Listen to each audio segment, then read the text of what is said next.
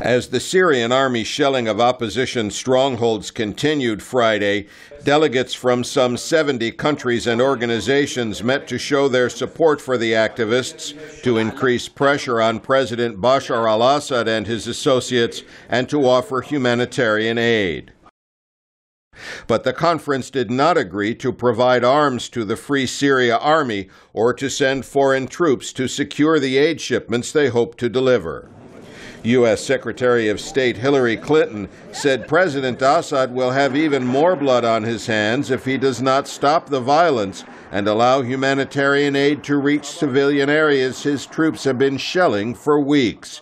But she reserved some of her harshest words for Mr. Assad's main international supporters, Russia and China, saying they're setting themselves against the entire Arab awakening. It's quite distressing to see two permanent members of the Security Council using their veto when people are being murdered. It is just despicable. And I ask, whose side are they on? They are clearly not on the side of the Syrian people. Secretary Clinton said there are signs that the Assad regime is cracking and called on his security forces to refuse to kill any more civilians. At the White House, President Barack Obama welcomed the results of the conference. It is time for that regime to move on, and it is time to stop the killing of Syrian citizens by their own government.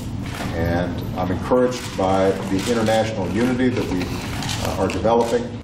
But some members of the Syrian opposition were disappointed at the lack of arms sales, and human rights activists wanted a more forceful approach on humanitarian relief. Speaking in London before the conference, Syrian activist Mona Ghanem said the Friends movement must accommodate Russia and China to bring peaceful change to Syria. When the regime understands that there is one position in the world which is in the best interest of the Syrian people, I think they will enter into negotiation. Still, officials in Tunis praised the consensus they did get and expressed the hope that before long the Syrian regime will give way to peaceful democratic change. Al Pessin, VOA News, Tunis.